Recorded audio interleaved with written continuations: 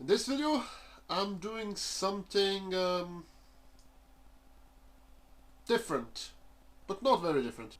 What I have is an MOT coming up on my 4Runner. For you guys in America, I don't know what you guys call it, but it's effectively a yearly thing that we have to do. Take the car to the garage, and they take a look at the car and they say if the car is roadworthy or not, and it's a legal requirement.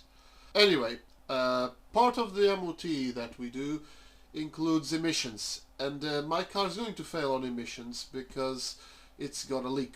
It's actually got a massive leak, and I've taken the exhaust out of the car, and what I'm trying to do in this video is to repair it by welding it. I've been trying to find a replacement exhaust, and no one in the UK sells them. There is no scrapyards with a 3-liter petrol engine in the UK. So I have two options. I can either try to fix it myself or take it to a garage that will build a whole new system in stainless steel. I got a quote for stainless steel, and that was nearly 500 quid, which is probably more than what someone would pay me for the car, sadly. So I'm going to actually try to fix it myself and see if it passes the emissions test or not, if I do a good enough job. But to give you an idea of what the leak is, that's basically it. Yeah. So what I have to do is effectively just remove all of this rust, all of this crap, and rebuild this ring of metal with a weld, and then weld the new part in. Well, not the new part, but the old tube in the correct orientation. This is probably more or less the right direction. I may be able to remove this clamp and then just readjust it as required. I'm going to sandblast this to remove all of this crud. There's some gum in here. There's rust. We'll just get as much as we can out of here. Get as much as we can out of there. Rebuild, fabricate, whatever. But yeah, come along and we'll see if we can get this car back on the road without spending a small fortune by just putting a lot of elbow grease into it. So let's get started.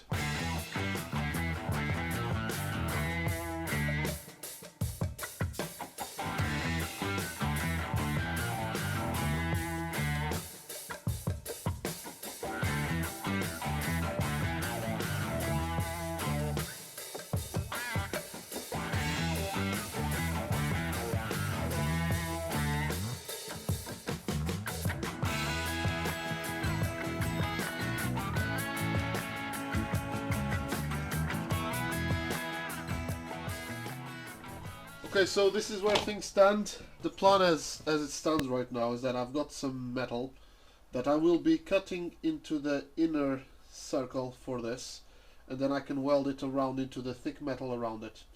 I will sandblast this anyway. Cut this around so that it fits on the inside, and then cut a hole on the inside with the same size as the tube that comes out.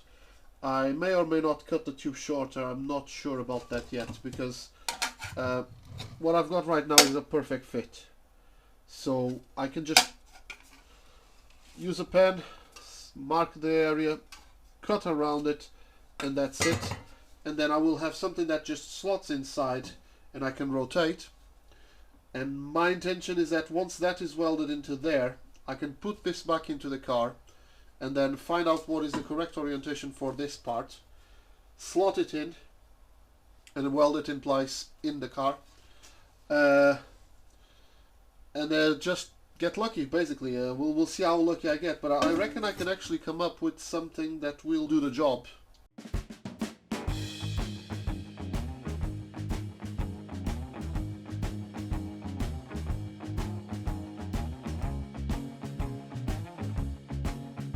Now what you see here is just the process of cutting a disc that fits on the inner side. Luckily I had a grinder disc that was actually about the right size, so it was actually a lot easier to get a right size. Once I cut the disc was still a little bit too large, so I just ground the edges until it fit.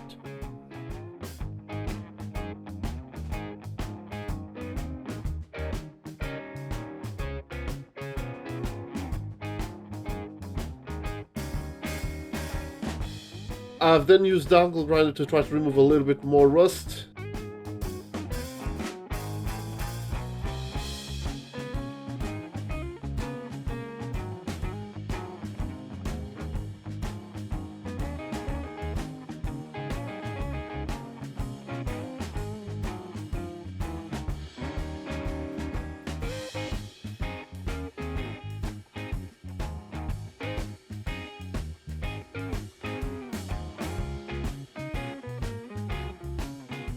So the plan here was just to make multiple cuts across the inner circle and then bend it outwards so that I would have as much surface as possible to do my welding.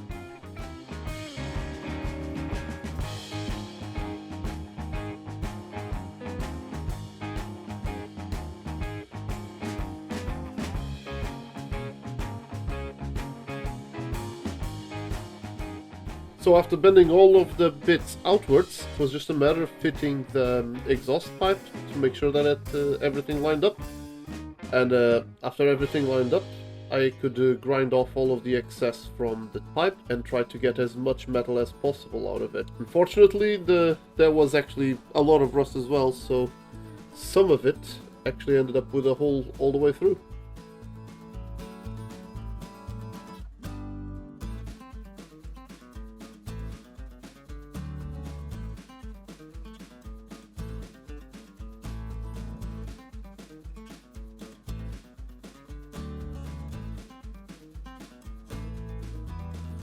And what I'm showing you here, in case you're not aware of it, it's that all of the weld that I've done has not left any holes in the exhaust.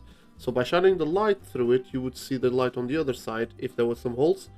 And with this, I'm just showing you how I tested to make sure that I didn't have any holes in my welding. And here is my welding done now, from the pipe side to the disc, to the fabricated disc, and I'm just using a couple of clamps to hold the disc onto the exhaust and then weld it to the outer lip.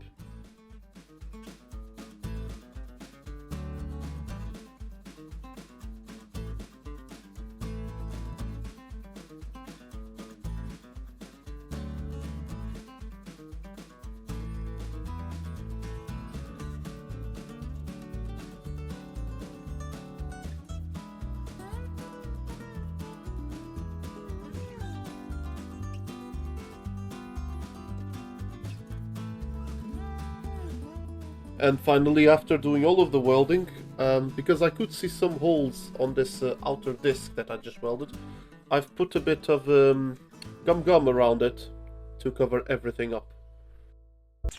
So this is a result so far. As you can see, I am not afraid of holding the exhaust by the part that was once detached. So I am confident that the welds hold. The problem here is that the gum that I'm using seems to be a bit worn out, so I'm hoping it will seal. If it doesn't seal, I'll just have to scrape it off and put some brand new gum. But as far as I can tell, this is now ready to go back in the car, put it through the MOT, find out if it passes on emissions. If it passes on emissions, that's a win, and I've saved myself 500 quid, or at least I postponed the bill of 500 quid for another year. I'll just have to cut onto the next part of the video where I have the MOT results. And here's the result of the MOT. It's a pass with a minor advisory. The minor advisory is actually on the exhaust. It's a leak of fumes on the exhaust.